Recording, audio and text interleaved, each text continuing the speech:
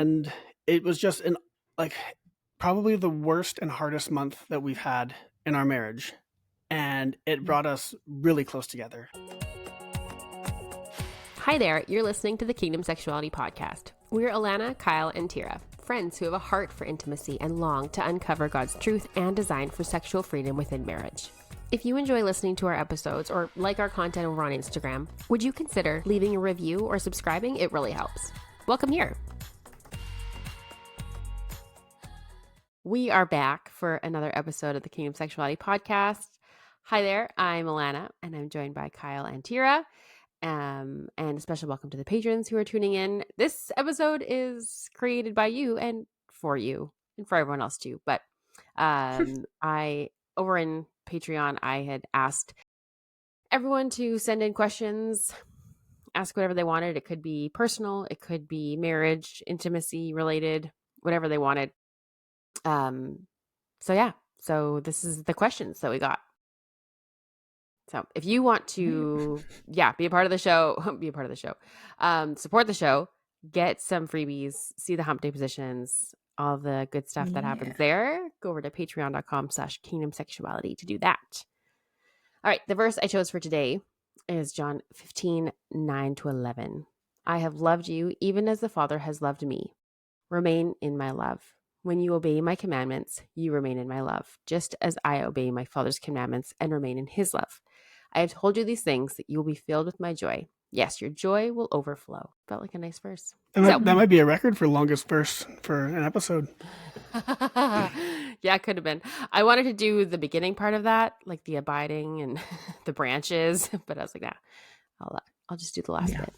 Yeah. And this episode is coming out Easter Monday? Yeah. Yeah. So happy Easter, everyone. Yeah. Nice. Okay. Yes. Good thought. Mm-hmm.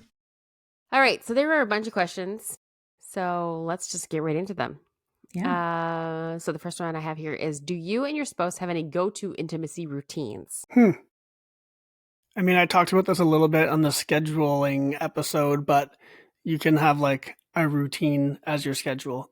So like every X amount of nights instead of actually scheduling like the days of the month, which that's kind of what we go. So I guess you could call that a routine. Yeah. I mean, we do have a boundary on this show where we don't talk about our sex lives. Once, like sometimes vague things once in a while. So I don't think we would go into detail on like what our go-to let's do this. Well, first we make out and then this amount of time on foreplay and But it's a fun thing to think about. Yeah. It's interesting to think about if it's something that is kind of rigid. Do you is it a routine that you do the kind of same thing every time? Do you switch things up every time? Interesting thing to think about. I will say that I think sometimes routine is good because you can forget otherwise, or you can just not do the thing. Maybe your spouse has asked you to do something and you just haven't done it yet. So maybe you need to make it a routine. Maybe every Saturday night is that thing that your spouse wants you to do, or the first of the month is that thing that your spouse wants you to do. If you're someone who forgets or isn't able to prioritize it well. Yeah. And you could even say, hey, I'd like to maybe whatever we did tonight, that seemed to really work well. Can we try this way again on our next one and see if this is like maybe something that works every time, and maybe we can have this as our go-to when we need things to work. Yeah. All right. The next one is, have you ever tried something like mouth on Monday or Sunday Funday just to spice things up a bit? Never heard of mouth on Monday, so I'll just admit that. No. But I think I can figure out what it means. I almost feel like we should come up with little alliterations for days of the week. Make out Monday. Of the week. Oh. I mean, there's hump day, which is pretty self-explanatory. Yeah. I remember my pastor talking about how it's Sabbath Sunday. You eat good food, you spend time with friends, you have sex. Like it was just like. I remember him just saying that from the whole, but you're like, oh, yeah. I mean, that's a good thing. You could do that on your Sabbath, right? So I'm like, not too much work. No, exactly. Yeah, that's fun. Okay, how do you balance fun, flirty spontaneity with actually making time for intimacy? So, like, how do you do it so that not every single fun and flirty thing means sex? Or Or probably like, how do you balance like scheduling sex, like actually having time for sex? Maybe that means like scheduling it. We're actually making space for just spontaneity, would how do be you my interpret it, take Kyle? on it. Yeah. I've read it 5 times and I still can't figure it out. How do you balance fun, flirty spontaneity with actually making time? Or yeah. So maybe like the scheduling versus the spontaneity. How do you do? Sorry, I'm in my office. That was noisy. A truck? I'll try to mute myself, but we're getting into the warm weather and all the stupid cars are coming out. The sports cars. Okay. Yeah, I wonder if it's saying like, yeah, the going scheduled versus spontaneous. How do you have that balance of doing both on it? I mean, we've talked quite a bit about this on that one episode of what was it called?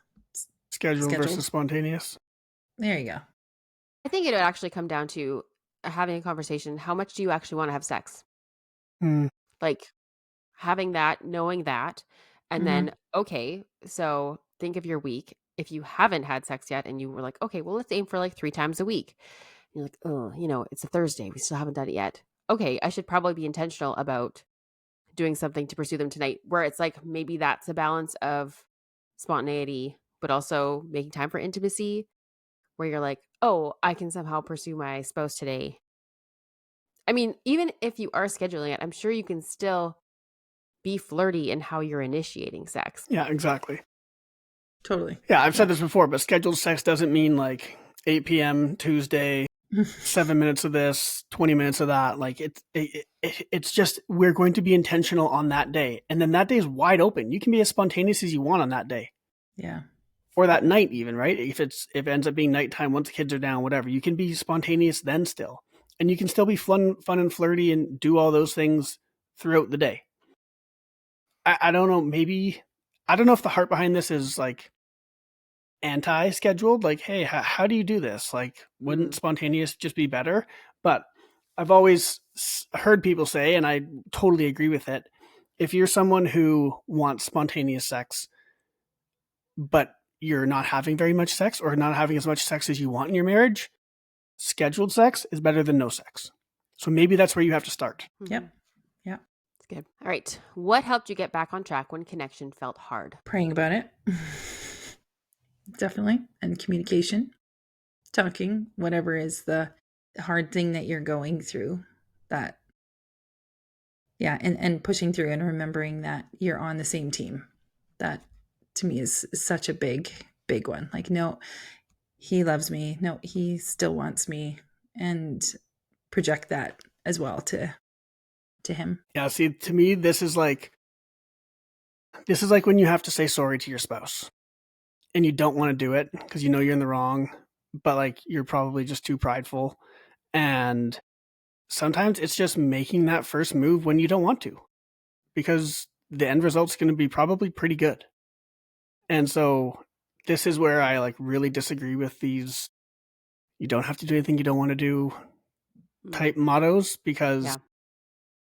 it even came up again in the Facebook group this week. Like, someone posted about this, and a lot of the comments were, don't compare it to chores because chores is for the household and chores is for all this stuff. Like, intimacy is so different. And it's like, okay, sure, if you want to go that way, but then you've got so many other things in marriage where you do something for your spouse that's just for your spouse.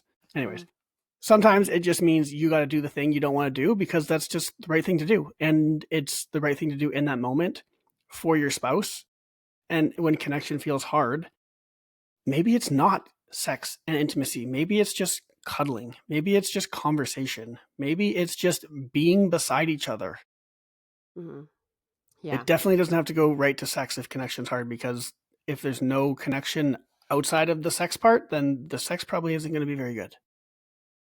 No, it makes me think too, like having the conversations about the stuff. Like I know, so thinking of myself, if like I feel disconnected to Jeff, there's probably things that I need to talk to him about and be like, hey, like when you said this, it made me feel like this, or hey, like this, we've been off and I feel like this is why, or I don't know, like I feel like whatever it is, like being willing to have the conversation about it, to hear their point of view on it as well, being willing to hear what they have to say.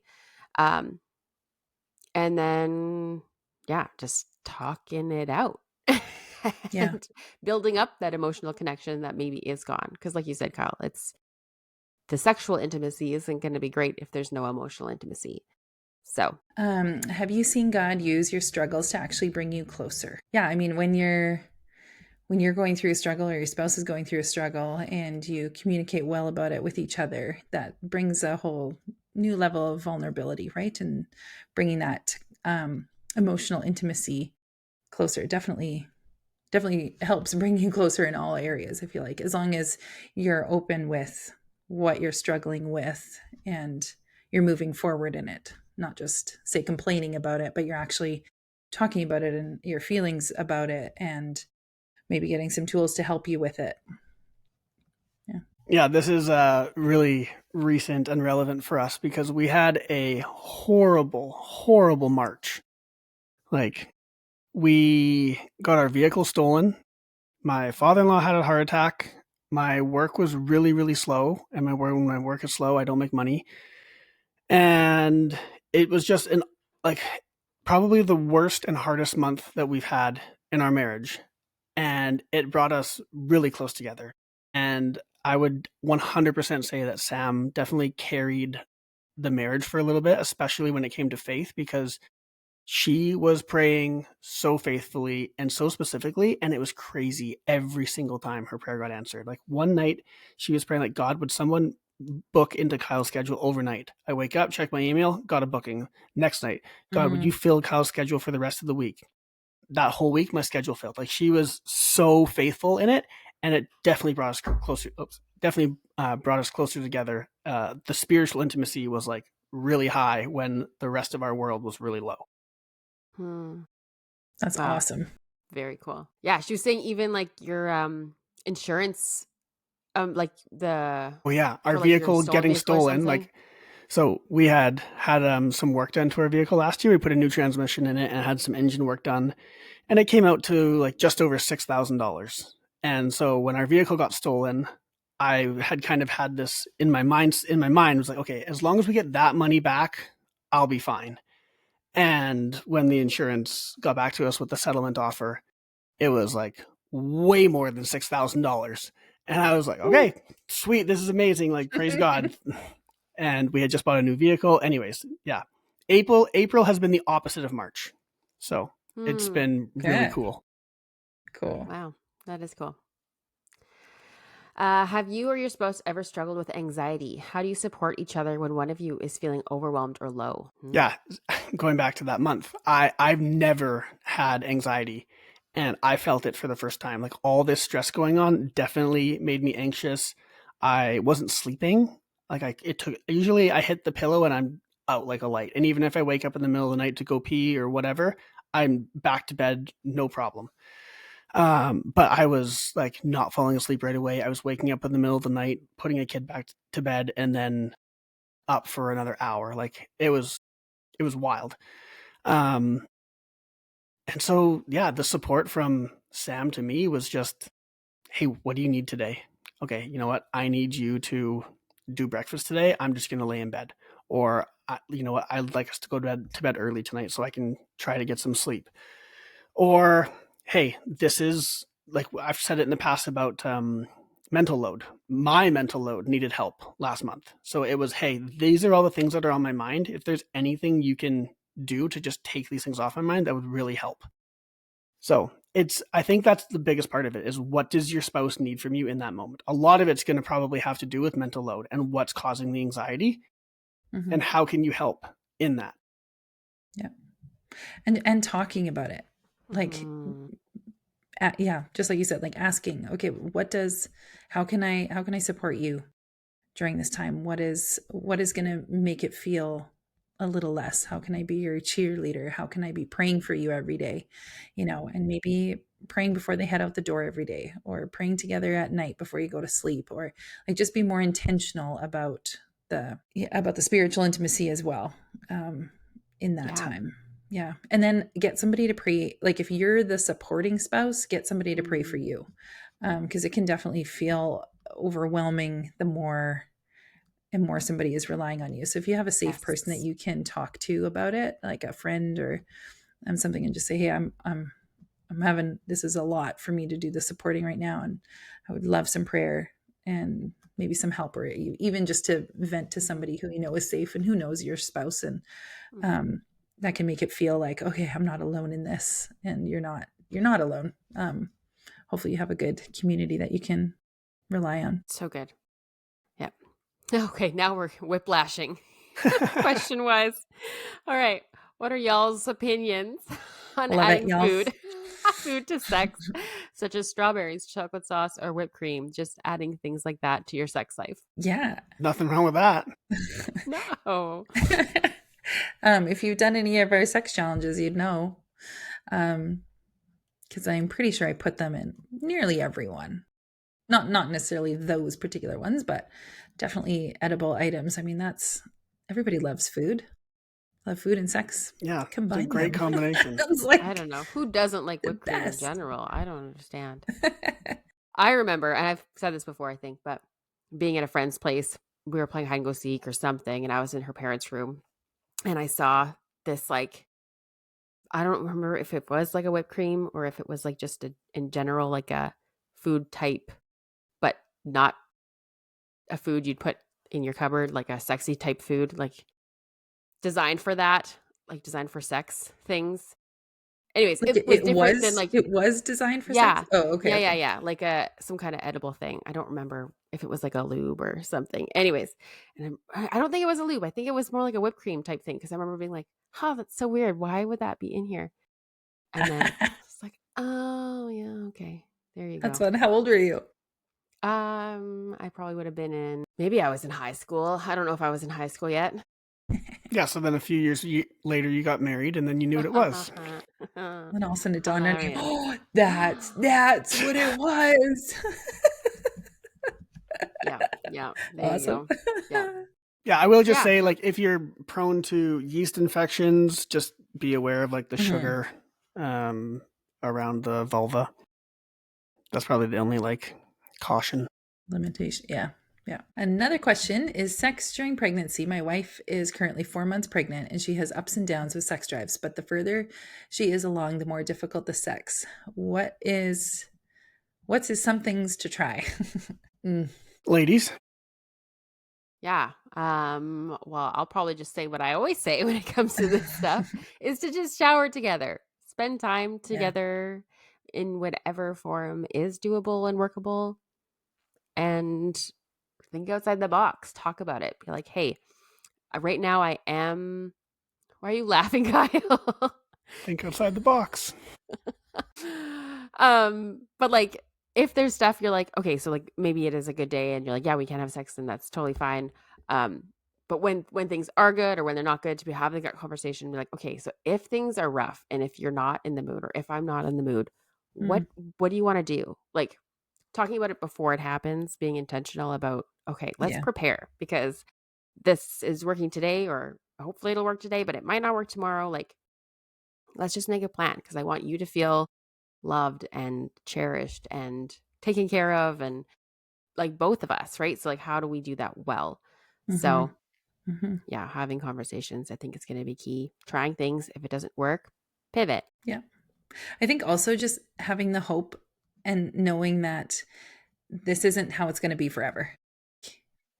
Her body will go back to the normal hormones that it was doing before. And it will be, I don't want to say like guaranteed it'll be back, but if for most women, it goes back after breastfeeding is done.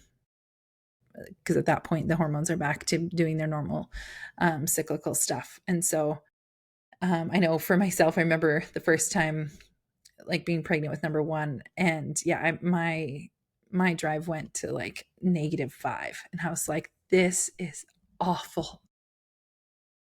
was like, now I understand why some of my friends say they don't feel like having sex. I was like, this is what they must feel like. This is awful. Anyway, and I remember feeling like at that point I wasn't talking about sex all the time.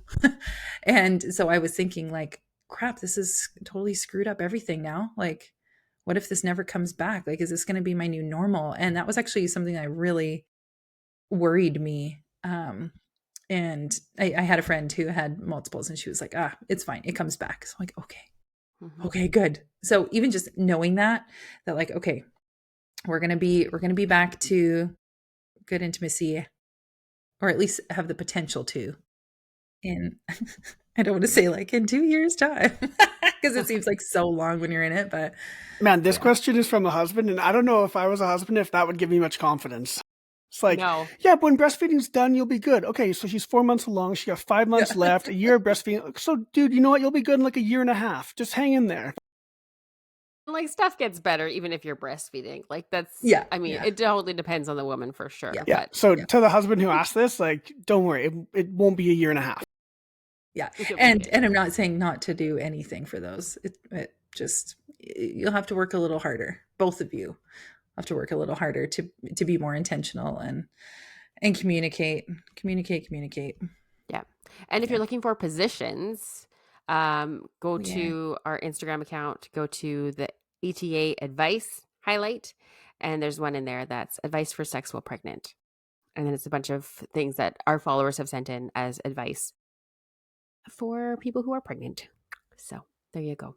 Yeah. Okay. Here's another one. What is perimenopause and how does it affect sex drive? Tiera, take it away. So perimenopause is the lead up to menopause, which is the last menstrual cycle you'll have. Perimenopause can be a long, like it can start in your 40s and it can go for years. And it's a time of like hormonal chaos is kind of how it's laid out. Your estrogen goes crazy high and low, like ridiculous. And so it can really play with a lot of things. Is Sounds estrogen awful. Yeah, that sounds terrible, but is estrogen the horny hormone? Well, estrogen is responsible for, yes, it can. It's not really horny necessarily, but it keeps everything like your vagina, the walls of your vagina are kept like that elastic and lubed with estrogen. And so when you're going into those dips, you can have really dry, I don't want to say dry spells, but you can get literally and figuratively. the walls can become thin and dry, or they hurt, or can cause like micro tears. So sex can become painful all of a sudden, and it would be like, what is going on? And so there's definitely treatments for that. So if you're noticing, like that's one of the big symptoms is vaginal dryness. So if you're in that time of life and sex is not feeling good and it's feeling like sandpaper, or you can definitely go to your doctor. There's definite, like even just estrogen creams. There's different stuff too if you can't take hormones, but that will help with the vaginal walls. But also things in perimenopause, you get you have the possibility, and every woman is different. Generally speaking, it's kind of however your mom went through it is most likely what you're gonna similarly go through, and time wise, similarly. But you can go through what you think of when you think of menopause, like your hot flashes and night sweats. It can also cause anxiety, kind of depression, and there's just so much. I don't want to make it sound like it's a big, like terrible time of your life, because it's not, but it is nice to know and to be validated that you're not going crazy. Your hormones literally are going crazy up and down. And as you get older, your testosterone starts going down as well. So that can also affect your sex drive too. So that you can also talk to your doctor about. I hope you guys are watching on YouTube right now. Alana's face is just so good. She's just like terrified. She's like, no, I don't want to go through that. Okay, but I want to say though that if you are going through things, you need to talk to somebody who will listen to you. So because there are treatments for a lot of these things. It is not just, you don't need to just what's the word? Tough it out. Yeah. Grin Grin and bear. it. It's like, this is not, these aren't even words. Grin and greer it. Maybe I'm going through it. No, and that's another thing. Brain fog is another high one on the Great. list So after too. the baby brain leaves, you're stuck with brain fog. Yeah. Yeah, I think God could have done a little better on this one. Are you kidding? So, but again, talk to your doctor if you're having these things, because there are treatments out there to help with a bunch of them. And specifically like the hot flashes and night sweats and that sort of thing. It could be that now you're not getting enough sleep. So then you become more irritable, and your sex drive is most likely going to be affected by that kind of thing. Often women start gaining weight in this time of life too. So then your self-confidence Just is making lower. it sound better, Tiera. Keep going. I know. But I want them to feel like it's, by laying it all out there, if somebody's in the middle of this, they can go, yes, that's why. Like, what? Nobody understands. There is so much that is going on. But if you are a woman where lots of stuff, a lot of what I'm talking about is affecting you in multiple, go see your doctor. And if your doctor doesn't listen to you, find one that does.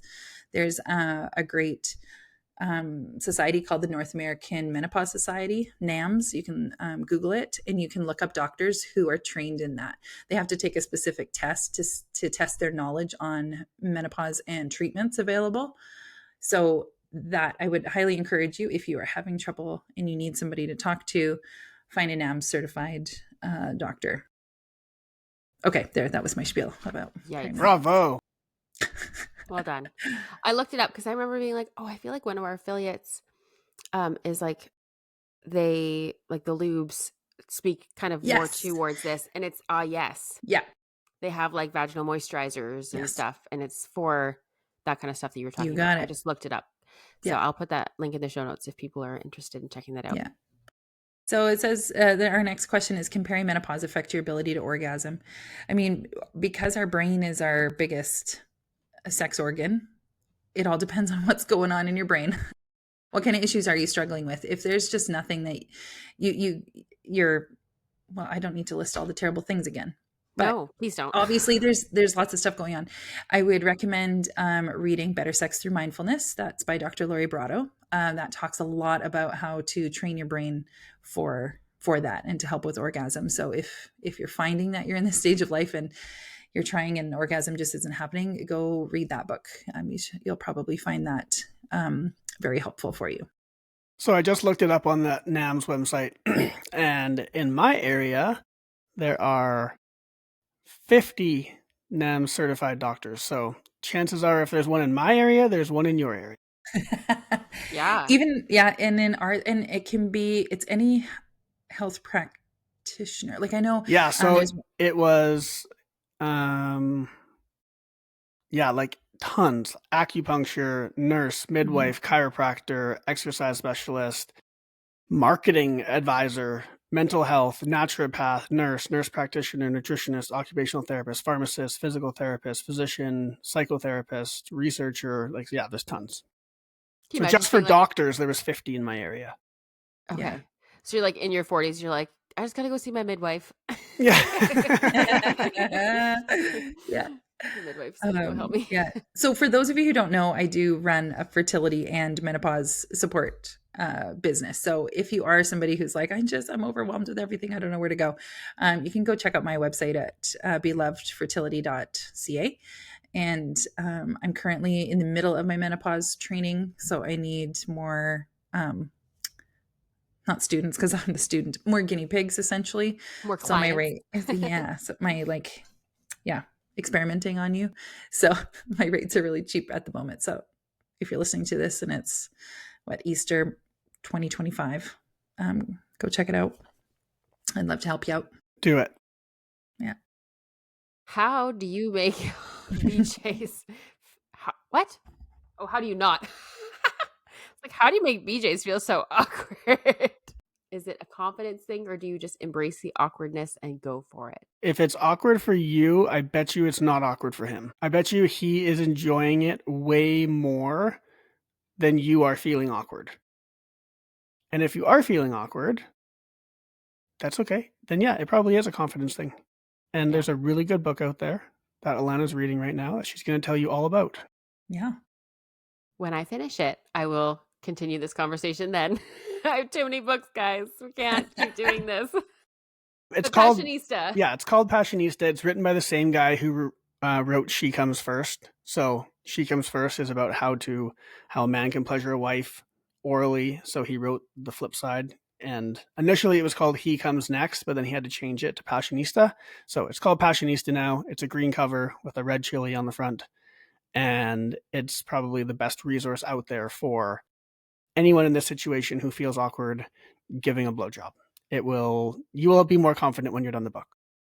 Yeah, I was And going to it's say, not only guaranteed. will it give you ideas and stuff, but also just hearing somebody talk about it as well. The more you hear it, and the more it becomes normalized and not so awkward. And you're like, oh yeah, by the end of the book, you'll be feeling a lot more. The awkwardness won't be there because the book wasn't awkward. Mm-hmm. Mm-hmm. So And just say it, like, if you want to, it's like, hey, I feel really awkward doing this. How is it on your end? Yeah, totally. yeah, yeah, If he's like, maybe it is awkward. Let's try changing. Like, I don't know. Hopefully it's like, or likely it'll be like, no, it's not awkward. We just need to practice. Or I don't know. It's like anything. yeah. Also, Yeah. I will say about the book, it's a secular book. So there are things in there that you will need to just self-screen filter. and ignore. So we endorse like 80% of the book, the good stuff. You'll know the stuff that we don't endorse. Okay, for Tiera, can you Yeah. talk a little bit about the impact that hormones have during pregnancy, breastfeeding on libido? Yeah. So normally, our cycle, we have cyclical hormones that go up and down. Our estrogen and progesterone. Estrogen at the beginning, and progesterone at the end. When you are pregnant, you have the progesterone steady on high. That is taking care of the baby. And so, if you can think of how you feel even in your normal period after ovulation leading up to your period, that's probably the time where you have the least libido. You're not really super into it. That's kind of how your pregnancy is. That's the state of your hormones. And so, yeah, it can be sex isn't necessarily on the mind. But some women do. Some women find that that's like the best time, and they feel even more aroused. And you can also, like, if you are pregnant, try doing other erogenous zones that you don't that weren't erogenous before, because things change and your body's doing different things. So experiment and have fun with that, because you might have things that are different just while you're pregnant, and so you can take advantage of that. And if you have no idea what an erogenous zone is, then you can get the Figuring Out What I Like guide that we made. And there's a whole section in there about primary erogenous zones and secondary erogenous zones. And there's enough in there for you guys to experiment for a long time. Yeah. Yeah. And then when you're breastfeeding, your estrogen levels are lower. So kind of like when we talked about it in perimenopause, it can cause your vagina to be a bit more dry. So probably use more lube. You'll want that. Your prolactin levels are quite high, and that can suppress the other hormones that make sex feel good. So it's not, and every woman is different. It's not like, hey, it's totally gone, but it might be. I know for me, it was pretty much gone until I was done breastfeeding. Like even just doing the one time before bed, like it's still, and then the moment I stopped, it came back. So that's how it was for me. But every woman is different, and some it's not affected at all. So yeah, I would say I'm the opposite. I've been like, I'm pretty even keel through all of the everything. Perfect. So you're the hope. Yeah. That's good. There you go. So yeah, every woman's different, but definitely hormones can play a role in your libido for sure. Okay, for Alana, how did you get into photography? What kind of photography do you do? Such a jump. How did I get in photography? One of my aunts had a nice camera, and I remember I borrowed it over Christmas when I was in high school. And I took pictures of everything, and I loved it. Yeah, a friend asked me to help her second shoot a wedding. Like, I don't know if it was the year I got married or the year after or something. So that kind of jumped into that. And what kind of photography do I do? I do like lifestyle, which is like more candid style, family, couples, maternity, newborn, all the things, all of them. I did a wedding last year. Yeah, it was good. You haven't done boudoir, have you? Some, not really. Cool. Not really. Oh man, I took a selfie once. It was like mostly for myself, or yeah, basically it. Okay, here we go. For Kyle, what's some of your favorite TV shows and why? Woo. Okay. We watched Survivor. So we're still watching that. We're those weird people. Is that still a show? Did you watch it? Did you watch it like back when you were in high school, like when it first came out? Like, have you I just did. watched it? Like, yeah, from the I haven't beginning? watched every single season. I watched like the first few and then I took a break and then I got back into it and then I took a break and I've probably now watched the last, I don't know, 20 in a row or so. So like when they did an all-star season recently, one of my favorite girls came back and she was from like way back in the day. So right away I was like, oh my gosh, Kim's back. Anyways, yeah, a little bit Survivor nerdy over here. But that's probably not my favorite TV show, but that's what we're watching right now. My favorite TV shows are, I love like military stuff. So there's a TV show called SEAL Team, and it's about the SEAL teams, but it's like a acted version. Like it's on CBS. It is so good. I love reading military stuff and war stuff and spy stuff, and so that is like right up my alley. And why? Because they're doing something I know I could never do. I do not have the stones that these guys have to go out and do the things that they are doing. And so I'm just insanely impressed by what they do, how well they do it, how smoothly they do it. And like I grew up playing team sports my whole life and they're just like the ultimate team. So yeah, I absolutely love that stuff. Prison Break is probably a favorite of mine. So good. Also have like so much nostalgia around that show because it used to be on Monday nights.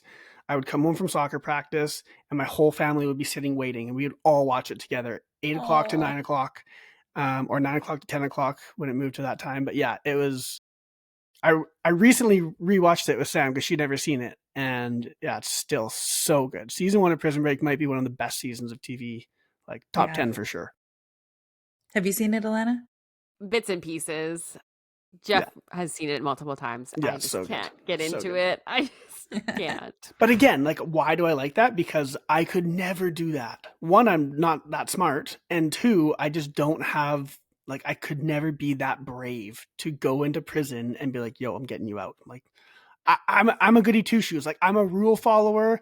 I've been a rule follower my whole life. There's no way I'm doing that. It's so great. So yeah, those are probably just, my dissect why we like the TV shows we like. Yes, exactly. Yeah, we need to get like a counselor on here to analyze us. Like, this is why you like this. Oh. But yeah, those are probably I'd say SEAL Team and Prison Break are my two favorite shows. Cute. Okay, for all of us, I'd love to hear how you met your spouses and the proposal stories. Okay. Okay, who wants to go first? I'll go first. Oh, no. Actually, why don't you go first? They might be sick of my voice right now. Okay, sure. Okay, I'll go first. I was 12 years old. Oh my goodness, stop it. Never gonna get old. Wait, how old was I? How old are you in grade 8? Add 5, 13. Yeah, I did. I was mathing. So, okay, I was 13. Wait, what? How old did you say? 13. Okay. So met him. We didn't date then, but that's when I first saw him. He was in my high school class. So that's how we met. There's my answer to that. Proposal stories. Jeff surprised me, and one day we were like hanging out at his house and our friend Dan was there and we were like, what should we do? We're like, oh, let's go for a drive. We get in the vehicle, we're driving, And also I'm like, guys, where are we going? Like we're going somewhere. Like this is not just a drive now. Like we've just been like a couple hours and we've been driving. What's going on? All of a sudden we get to a ferry. I'm like, guys, what are we doing? Where are we going? And they're like, oh, we're going to Vancouver Island. I didn't know. I had like they packed a bag for me. Jeff packed a bag. We went Wait, where did across you start? in Kelowna. That's a drive. Like, listeners, we're talking like 3.5 hours, Well, it's longer than 4 hours probably, we have or like 4 plus. Like, 5 hours. Well, I guess it depends which ferry terminal you went to, but I don't know. Anyways, oh well, when then we ended up in Victoria, and Dan had I guess lived there at some point, so he had people there. We got to stay with them, and blah blah blah. And then at one point, we're on this like beautiful rock. There's like this like beautiful sunset, and in my head, I'm like, man, this would be a great time for Jeff to propose. And I could see Dan is like got his camera and he's taking pictures. I was like, this would be so good. But he doesn't. He doesn't do it on the trip. So this oh, what a moment tease! it was perfect. He didn't. did he chicken out? Did he Like, have was the that ring? Did he original? have the ring there? Yeah, Oh my Oh God. my goodness, But there was like Jeff! a bunch of people doing this like weird yoga stuff, like all around. And he's like, it just didn't feel right to have like all these strangers right there doing yoga and like be in the picture while I'm wanting to. Anyway, so we got back and everyone's like, oh my gosh, did you guys get engaged? I'm like, no. And then it was like a week later, we were sitting watching New Girl and he's like, let's go for a walk. I'm like, it's cold. It was January in Canada, so it's cold. And we went for a walk and he got on one knee and proposed. And my friend Dan was hiding and got pictures of it. So that was it. Yeah, it was great. It was nice and just us and Dan. Okay, Tiera. Okay, mine's going to sound quite exotic because we lived in Germany when we met. That's where we met. And we lived in like the southwest corner of Germany. So we were like 15 minutes from Switzerland, 15 minutes from France. And so at this point it was in December and we knew that we were gonna like we were talking marriage. But Ken kept saying like, I'm just not quite ready yet. So I was not expecting a proposal yet. But wanting one. And he planned a whole day trip to the Alps in Switzerland. And so he planned the whole day. So we first went to this waterfall that's in like carved into the mountain. Because I love waterfalls. And we get there and it was closed. And he was like, no, like it can't be closed. And so we actually broke in and went in. And if you know Ken and I, that is like something that we would never do. Like we're both firstborns, we're both rule followers. And in Switzerland too, like you follow rules in Switzerland. It's not Well, they'd forgive you.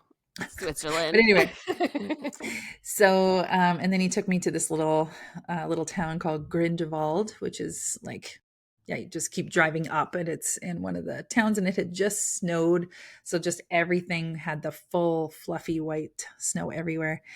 And we drove up to the top, like where the chalet kind of place was. And he cooked a dinner for me. He had brought a portable stove and stuff. So made me a pasta dish. Yep. I had a whole playlist that he had made. So I just sat in the car and waited while he cooked it in the trunk, like outside. And then he had told me to bring all my snow stuff. So then we went for a big walk and went down to this glacial river that was come down and he started telling me how wonderful I was and everything. And this whole time I'm thinking like, man, he's going to have to do so much to top this for a proposal later. Yeah. And then he got down on one knee and proposed. And so I was very happy to say yes. And so it was perfect for me because there was nobody around, which I really liked. And just being in nature and in such a beautiful place. And then we came down from the hill and went to the city called Thun in Switzerland and walked around there. It has like a turquoisey river that runs through it and just hung out there and then came home. And so it was like a whole big day of wonderfulness. You should have gone last. Yeah. Jeez. Yeah, Ken did well. Okay, Okay, Kyle, what did you do? How did we meet? We met at church. I had just changed churches from my old church to the church I'm currently at, and the youth pastor from my old church, I told him, I was like, "Hey, you need to come to this new church. They're looking for a youth pastor. Like, you need to take this job." And so he did. He applied. He got the job. And so the first youth meeting, he was like, "Hey, Kyle, will you come with me? Like, I don't know any of these people. Like, I need one person there that I can trust." I'm like, "Yeah, sure." So I go, and it's a pretty big church. So there's probably 20 youth leaders, I would say, at this first meeting. And I sit across from this beautiful brunette who I come to find out that she's taken. And so I go about the rest of the youth year, and near the end, I find out that her and her boyfriend broke up. How old And were you so, then? Sorry. what's that? When you first met, how old were This you? was 2012. I'm 21. Yeah, 21. And yeah, it was a literal like slid into her DMs moment. And so I like slid into her DMs. I said, because I had just broken up with a girlfriend previously, like, I don't know, within the last 6 months. And it was like a 5 year plus long relationship. And so was hers. And so I just said, "Hey, I just went through what you're going through right now. Like, if you ever need someone to talk to, like, let me know." And then we just kept talking. It was classic. Like, wouldn't stop Of talking until course. 2 a.m. Anyways, finally we hung out, and then we started dating in September 2013. No, we met in 2013. So I would have been 22. So I started dating that fall. Then we got engaged the next April. So we're April 2014. And how did I do it?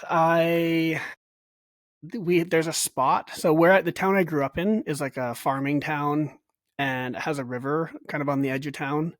And there's this old abandoned dock on the river that we used to just go sit on and watch the sunset and hang out, like a super beautiful spot.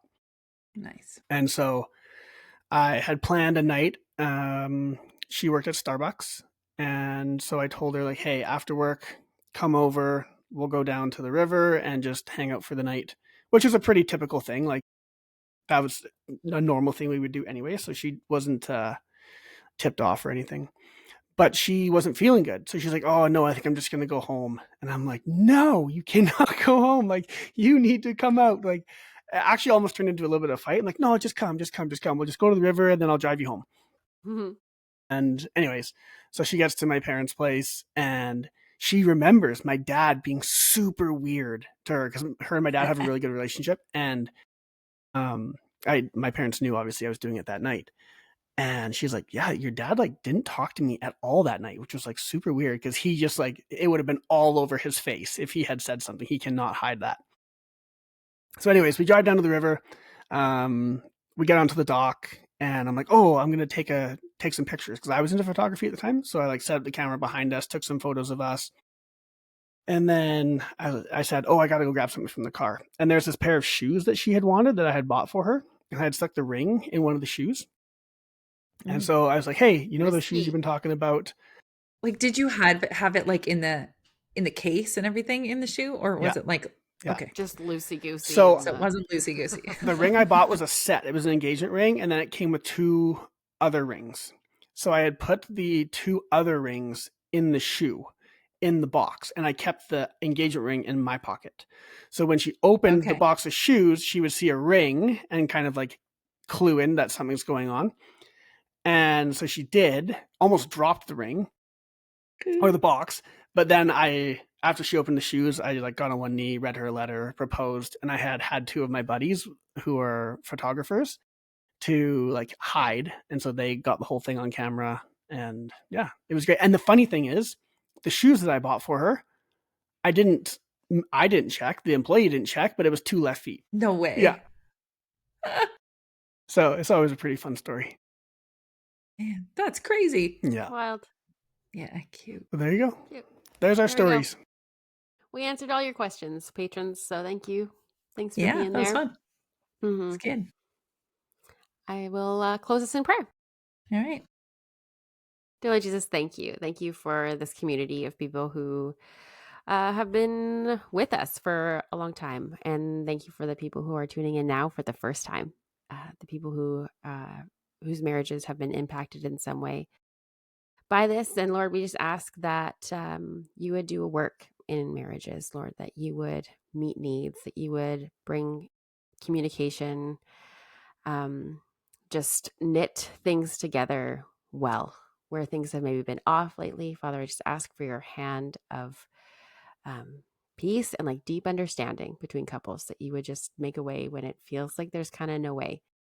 Just do what you do best in those situations. So we thank you for who you are, and we ask that everyone listening would just be blessed. Amen. Amen. Amen.